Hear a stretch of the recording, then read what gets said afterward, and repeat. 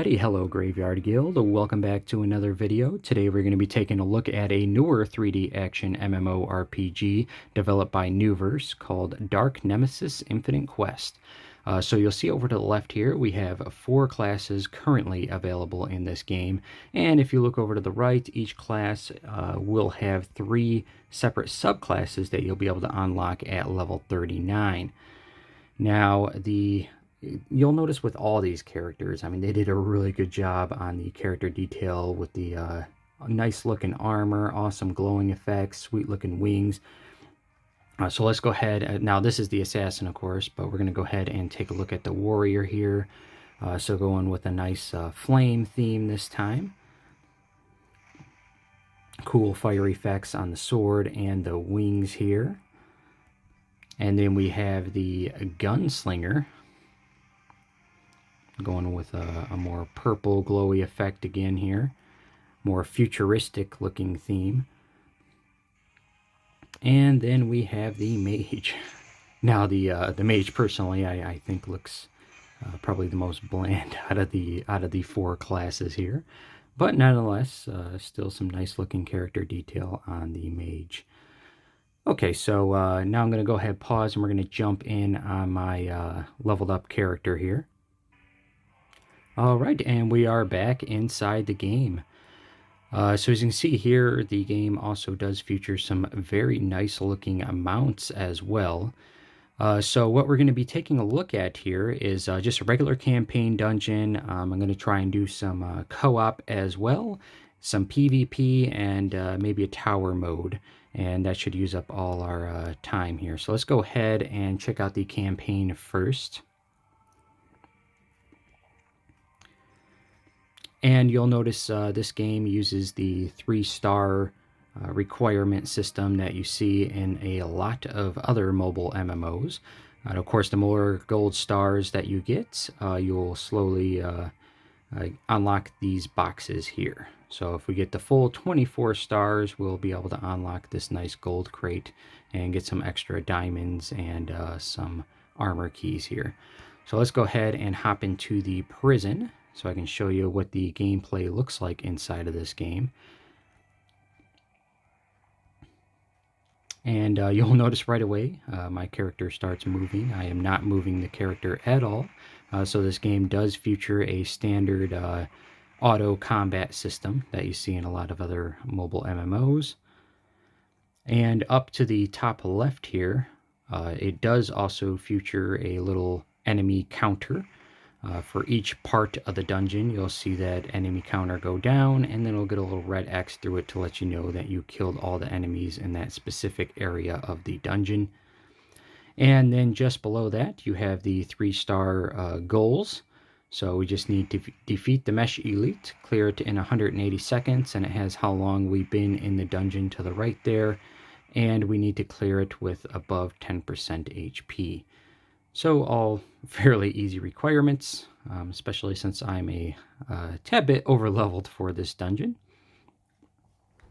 Now, this game company, Nemesis, does have 2 other pretty popular titles, Warhammer 40k Lost Crusade and Land of Empires Immortal, both of which have over 1 million downloads. So they do know how to make a pretty popular game. However, those are both strategy base builders. So as far as I know, this is their first MMORPG, or at least first mobile MMORPG. Alrighty, so we cleared this fairly easily here. Alright, and we will go ahead and hit return. We got all 3 of our stars there, maximum rewards. Alright, so next, let's check out, let's see, we'll go to the Dream Realm here. Hit team up. So this will be an example of a standard co-op match inside of this game. See how quick the matching is here. So I will go ahead and pause it so we're not staring at the matching screen for too long here. Okay, and we are back. We got ourselves a team to get in here with. And it only took about 10 seconds. Again, this is a pretty popular game. This game also does have over 1 million downloads. However, the unique thing about this game in particular is that it was just released on March 13th and already has 1 million downloads, as opposed to the other two titles, which took a bit longer to get that 1 million download count. And you will also see over to the left here, this game does have the standard group details, so you can see how you rank up against other players. And also, if this has the drag and drop skills as well, so I'll try and show that off. We'll get off the auto here. So you can see here I can kind of direct my skills, and this will obviously be more needed on harder maps. As you progress through the game, the dungeons will get harder and harder, and that auto won't be so good anymore. Alright, so we also have our mount skill up in the top left of our skills, and every character gets that healing skill in the top right. And then we'll go ahead and use my ultimate skill here just to kind of show that off. You can see my ultimate has like some sort of water dragon looking thing coming out of it. Alright, and I'll let's go back to auto here and just let that go and kill the rest of these enemies here.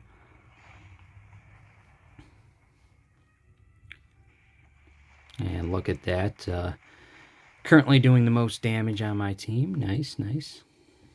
Again, I'm a bit over leveled, I believe, compared to other people doing these dungeons. All right, go ahead and return. All right, and let's go ahead and check out, let's see here.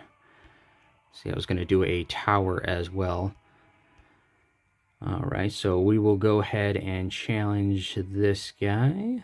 Looks like I have just enough of the recommended power here to do the hard difficulty. So we'll go ahead and try that and see if we can't beat a more difficult boss here. That's going to require me to manually battle. Actually, auto is not even an option in this particular dungeon. All right. Well, let's see how well I do here. Hopefully we will be able to defeat this boss.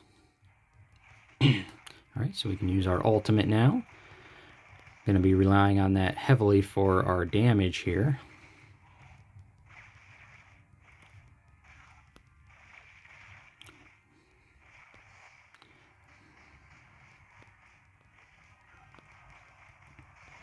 So I'm going to have to be careful to not waste my ultimate when he's doing that skill where he runs away from us there. Like this skill right here. I want to accidentally waste my ultimate when he's out of my range. Oh no. I think he was a little bit out of my range there when I used it, darn it. You can see my time on the top right, so it's ticking down. I only have 50 seconds to kill this guy, which is why I'm kind of rushed for time here.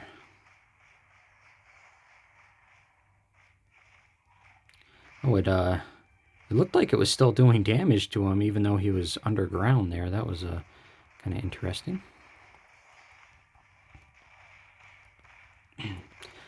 As you can see, the heal skill, you definitely got to be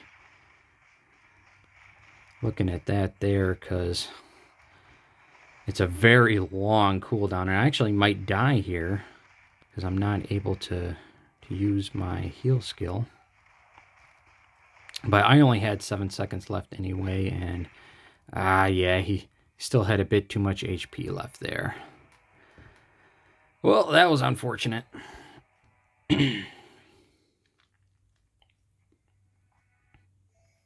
Guess I could have tried to evade more, but at the same time, I mean, you're rushed for time, so evading wastes time.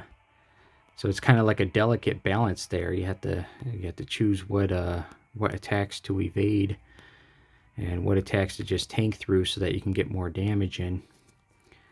Alright, so the last thing we need to check out here is some PvP. So let's see here. Oh, I think that was on a different menu. Yep, bottom right here, Arena. Okay, let's go ahead and challenge. Yes, so they do have this system as well to kind of save time. So you see my power is more than 30%, so I can just hit instant victory, and it will just automatically give me the reward there. So you don't have to waste time on these lowly peasants. Alright, but we're going to go ahead and enter one anyway, even though I'm stronger. Just to kind of show off standard PvP in here. And of course, you have the little surrender flag on the left there. If you think you're going to get your butt absolutely whooped, you don't even want to bother with the battle anymore, you can just hit surrender. Or I suppose if the battle is dragging on very, very long, or if it glitches out, it's nice to have that surrender as an option to be able to get out of there. And alright, I mean, that's just standard PvP. You see it in just about every other game out there. Nothing really special about that. And, yes, I did want to show that previous screen there. So, standard rankings list, but... yes, the chair. I always love this. I was actually able to get the chair on one similar game back in the day. It was just for a very short while. I was one of the first people on the server, and it's really cool, and nice to get a little screenshot of, so you can have that as a memory if you ever get to sit in that rank 1 chair there. Alrighty, so back out of that now, and we will go through some of the menus here. Now, another interesting feature, if I could find it here, daily, there we go. So this game does feature a standard daily retrieve option as well.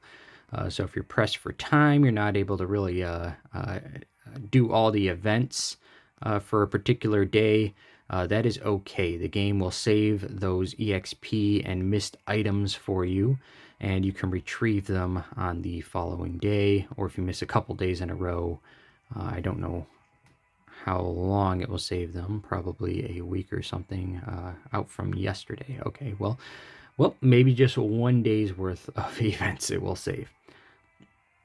All right. And then, yes, this game does have the dreaded VIP system, so a lot of people will probably see this and instantly quit it, not want to try the game. But in its defense, the game does offer free VIP EXP. So as you can see, my current VIP level is 800 out of 1,000 before I hit VIP 3. So occasionally, just by playing the game, it will give you a little 100 EXP ticket, and so you can actually level up VIP just by playing the game. You don't actually have to spend. But of course, in order to progress through those VIP levels much quicker, yes, you will have to purchase diamonds, as you can see here. It says I need to purchase 200 more to reach 3. Alrighty, and let's check out the... well, actually, we'll take a look at the outfits really quick as well.